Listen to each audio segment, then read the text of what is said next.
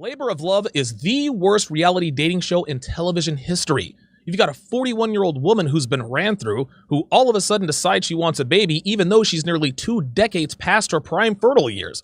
And now that high-value men are no longer looking in her direction for as much as even a one-night stand, let alone commitment, she decides to go on a reality dating show to find her first baby daddy. Now, one would think that any man worth his salt would quickly reject the prospect of battling other men for the privilege of impregnating a woman who's less than 9 years away from being half 100. But get this, Fox actually found 15 men willing to compete for the opportunity to knock her up. This thing's got train wreck written all over it. Guys, if you like my content, please subscribe, like, and share this video with anyone who's about to wife up an older woman. For the love of all things holy, share this video with the men who need it. With most dating shows, I, of course, never thought I'd be 41 and single. First comes love, then comes marriage. Here's to a love story. But May 21st, Christy wants to put a baby in the baby carriage. I'm ready. Let's have some kids. 15 daddy wannabes Sudden fatherhood is terrifying. compete for love and then some. What labor actually feels like. Hosted by Kristen Davis, I want an invitation to the baby shower. Done. Labor of Love. Labor of Love is about a 41-year-old career woman named Christy Katzman, who's just realized her biological clock is, well, broken. In other words, she's out of time. She decides she wants to start a family, and so Fox put together a show to help her find a worthy donor. Ironically, the show is hosted by former Sex and the City star, 55-year-old Kristen Davis, which is certainly on brand because Sex and the City inspired today's women to sleep around in their prime fertile years, then settle down when they get their AARP card. Interestingly enough, Christy says multiple times during the show that if she didn't find any of them worthy, that she'd have no problem raising the kid on her own. A 41-year-old single mother. As if the world needs more boys who will likely go to prison or a future OnlyFans creator. And that's if they don't have any health defects. On other dating shows like The Bachelorette and Love is Blind, the age of the men are usually between 24 and 33, with the average age falling around 28 years old. Trust me when I tell you that this is not an accident. Well, what does the age of the male contestants have to do with anything, Donovan? I'm glad you asked. You see, men in their 20s have very little value in the way of accomplishments, money, career, traveling, and so forth. What's more is that they don't realize that their value increases over time, while a woman's value decreases over time. Men in their late 30s, early 40s have far more life experience. They've traveled and seen the world, they've had many great times with many different women, and are well established in their chosen professions, which means they're much more financially stable. This is what's known as a high-value male. But the average 28-year-old man has no idea that his value is about to skyrocket in a few short years. Add that to the fact that they have less experience with women, meaning they don't realize that women their own age are about to hit the attraction wall. It makes them easy marks for these dating shows. At 28 years old, a man has enough value to attract women, but not quite enough experience to be as selective as they could be later on down the road. So when other dating shows have a mid-30s spinster they need to marry off, they look for men who appear to have potential but haven't quite realized that they're at the dawn of their primes. Men who are on the cusp of increasing their value exponentially, but still naive enough to believe that the 33-year-old single mother of 2 is a great catch. Because 41-year-old Christy likely specified that she wanted men in their late 30s, early 40s. Why? Because she knows these men are much more established. Plus, she's been ran through by enough players to know that they do not make good dads. This collection of eligible bachelors blows away any other field of men competing for the affections of one woman by a mile. These guys are CEOs, entrepreneurs, and fourth-generation business owners, which is a far cry from personal trainers and struggling guitar players looking to break into the music scene. Any woman in their prime would be lucky to marry these men who probably all make over 6 figures. Never before have male contestants been subjected to the most humiliating, emasculating challenges. And keep in mind, this is for a 41-year-old woman with not even dried up eggs, but powdered eggs.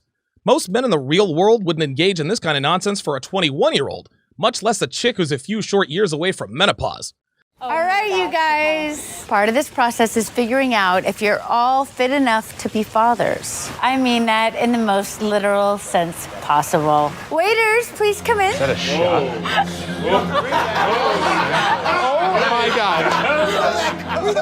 That is messing up. Y'all are ruthless. Oh my goodness. Okay, everybody needs to take one, please. Not 30 minutes after the guys arrive at the house, they're instructed to produce a sperm sample to measure their fertility. This wasn't done off-site or in private. No, this was done in a mobile sperm bank in the driveway. These guys had to masturbate in a truck with everyone, including Christy and Kristen, standing outside waiting for them to finish up, implying that men too have a biological clock, lowering their value to Christy, which is almost none. However, these men, as seasoned as they appear to be, still don't realize their full value. Otherwise, they would have all walked away when asked to provide a sample in a cup for all the world to see, and that's why this is so important. Keep in mind that this is all before they know about Christy's fertility. So you mean to tell me that none of these men asked about her fertility? None of these men asked about her ability to carry a pregnancy to term before signing up for this disaster of a dating show? So tell me how you're feeling. I'm good. Yeah? You know, I mean, the truth is these guys have blown me away from the beginning. Right. And I don't know what I expected, but they definitely exceeded my I agree expectations. 100%. So here's how it's going to go down. Later tonight, I'm going to tell the men that they each get some one-on-one time with you. We set up a glamping tent for you around the vent. Ooh. With a fire, some s'mores, hidden cameras. The very next day, these men were told to dress to the nines, only to be taken deep into the woods, and they had no idea what was in store for them because they were deliberately instructed to dress as though they were going to a restaurant. That is absolutely humiliating. Now, most of the men kept their mouths shut, but Budge nearly left the show out of frustration. He seemed to understand that jumping through these kinds of hoops for women Christy's age was not worth the trouble. To make matters worse, they were attacked by a fake bear to gauge their protector instinct under the guise of, I want to see what kind of protective father he would be. And I'm thinking, are you for real with this? So let me get this straight. You want a group of high-caliber men who met you less than 24 hours ago, who know nothing about you other than the fact that you've been used by hordes of men and are looking for a golden parachute to risk their lives for you? Get out of here with that. It should come as no surprise that Budge and Mario were elated when Christy told them, I don't see us starting a family together. Okay, we're ready. All right, here we go. What is the official currency of Bulgaria? I don't know. Truman. The lev. Awesome. Multiply 22 by 4, subtract 23, multiply by 6, and divide by 3. 130. Yes! Those kids were so smart.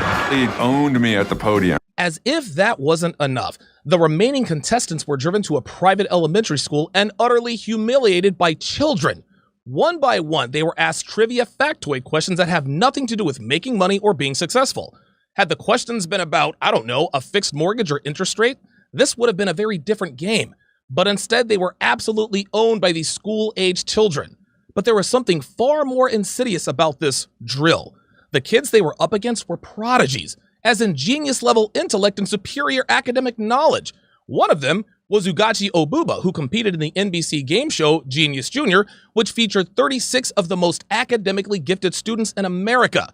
Obuba has an Einstein-like mind, being able to do complex math equations in her head in just seconds. Her team, Geeks on Fleek, won the competition on the strength of her mathematical brilliance. So when she utterly destroyed Kyle, it appeared that Kyle lost to just an average kid, making him and the other bachelors look stupid and inept. But in reality, this was a setup. Kyle was pitted against a girl who eats, sleeps, and drinks mathematics, who, oh, by the way, also plays the piano and the cello. This little quiz bowl charade was nothing more than another way to further humiliate and emasculate men who are clearly at the top of the food chain in terms of being preferred by most women. There have been plenty of dating shows with a few high-caliber guys sprinkled in with a group of contestants. There have also been plenty of dating shows where the men are required to do something a little bit embarrassing. There have also been dating shows where the object of the men's affections were a little less stellar. Hannah Brown, who was making out with a different guy every other scene, and Jessica Batten, who continued to throw herself at an uninterested Barnett, come to mind almost immediately. But never before has there been a group of bachelors who, man for man, have the highest value of any group of male contestants on any dating show ever, required to work this hard to win the devotion of a woman who has the lowest value of any female in dating show history. Let me remind you again that Christy is 41. She is well past her prime. Even Claire Crowley, who is an absolute train wreck, is younger than Katzman. Yet, Christy thinks she's entitled to acquire the seed of these great-looking, well-established, well-traveled, educated men who could have multiple women half her age fighting each other for the privilege of sharing any one of them. Labor of Love is a microcosm of how entitled American women have become. The older they get, the less value they have. But for some reason, the less they bring to the table, the more they require in a man? I've only watched the first 3 episodes so far, but my prediction is that this is going to be an epic disaster in many ways. So what are your thoughts on this dating show? And ladies, do you agree or disagree that Christy has positively no business making these men jump through hoops for her frozen powdered eggs? Let me know down below in the comments. And for less than the price of a cappuccino, you can watch my play-by-play analysis of Labor of Love and other popular dating shows where you can learn how to get with hot girls without draining your bank account. Guys, this is raw, uncensored content that cannot get taken down by YouTube, that also features a private chat that allows you to interact with like-minded men during the stream. Watch me break down the entire season of Labor of Love on patreon.com/DonovanSharp or sharpstream.com. Links in description.